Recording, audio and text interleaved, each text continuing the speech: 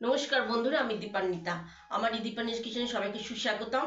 শীতের মরশুমে আপনাদের আজকে একটা এই বিট দিয়ে পিঙ্ক সস পাস্তা তৈরি। এবার নিশ্চয়ই ভাবছেন পিঙ্ক সস পাস্তা কোথায় পাবেন কিংবা বাড়িতেই বা কিভাবে তৈরি করবেন। তার জন্য কিন্তু আপনাদের আমার এই সম্পূর্ণ ভিডিওটা দেখতেই হবে। তো চলুন শুরু করা যাক এই পিঙ্ক সস পাস্তা। প্রথমে আমি পাস্তাটাকে সেদ্ধ করে নেব। সেই জন্য একটা পাত্রে আমি অনেকটা পরিমাণে জল গরম করতে বসিয়ে দিয়েছি। জলটা এবার ফুটতে শুরু করেছে। এবার এর মধ্যে দিলাম কিছুটা পরিমাণে নুন আর দিলাম 1 চামচ রিফাইন তেল। এবারে তেল আর নুনটাকে ভালো করে জলের সঙ্গে মিশিয়ে দিলাম আর দিলাম পাস্তা। পাস্তার পরিমাণটা আমি আর বলছি না, এটা আপনারা নিজেদের ইচ্ছে মতন কম। এই সময় গ্যাসের ফ্লেমটা হাইতে করে 7-8 মিনিট ধরে। 8 মিনিট হয়ে গেছে, পাস্তাটা এবার সেদ্ধ হয়ে গেছে। এবার পাস্তাটাকে জল থেকে ছেঁকে নেব।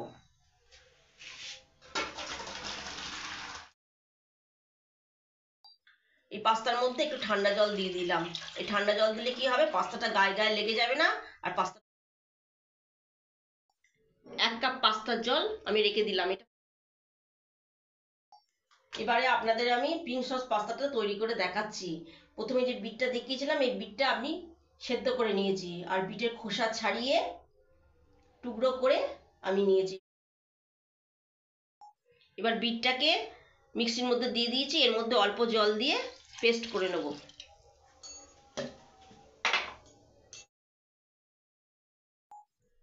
পেস্টটা এবার আমার তৈরি হয়ে গেল।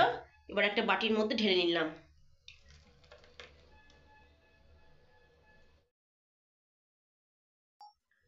প্যানটা এবার গরম হয়ে গেছে। এবার এর মধ্যে দিলাম 1 চামচ বাটার। বাটারটা এবার গলে গেছে। এবার এর মধ্যে দিলাম চপড করা রসুন কুচি। এটা হালকাভাবে করতে হবে যাতে এটা পুরোটা লাল না হয়। তারপর এর মধ্যে দিয়েছি 1.5 কাপ ময়দা। এটা হালকাভাবে খুন্তি। এবার এটা অল্প অল্প ভাজাও হয়ে গেছে আর হালকা হালকা মাখো মাখো হয়ে গেছে। তখন এর মধ্যে অল্প অল্প করে দুধ দেব, দিয়ে নাড়িয়ে 3 বার দুধ দিয়ে এটাকে মিলিয়ে নিলাম। এটাকে অনেকক্ষণ ধরে নাড়িয়ে নাড়িয়ে ঘন করব যেন এটা ক্রিমের মতন হয়। তারপরে এর মধ্যে দিলাম কিছুটা চিজ যাতে এটা দুধের সঙ্গে মিলিয়ে যায়।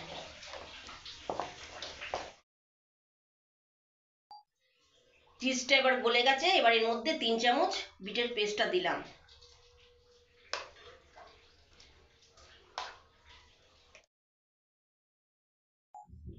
এবার বিটের পেস্টটা এই দুধের সঙ্গে মিশিয়ে দিলাম। আপনারা নিজেদের ইচ্ছা অনুযায়ী এই বিটের পেস্টটা মেশাতে পারেন আরো সুন্দর কালার করার জন্য। এই দেখুন কি সুন্দর পিঙ্ক কালারটা এসেছে।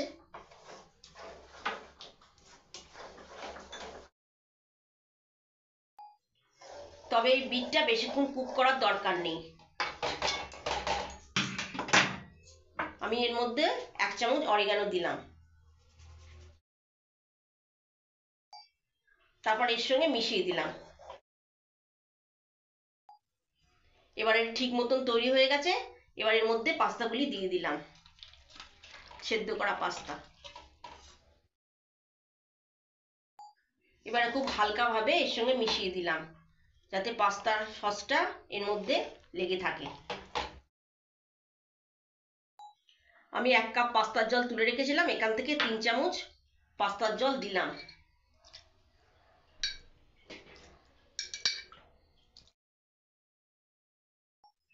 তারপরে 30 সেকেন্ড ধরে হালকাভাবে নাড়িয়ে। এবারে দিলাম 1 চামচ গোলমরিচের গুঁড়ো আর দিলাম 1 চামচ চিলি ফ্লেক্স।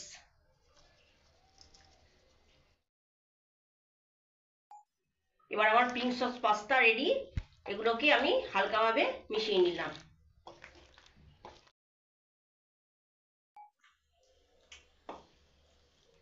এবার আমি কাচের পাত্রে এটাকে ঢেলে নিচ্ছি।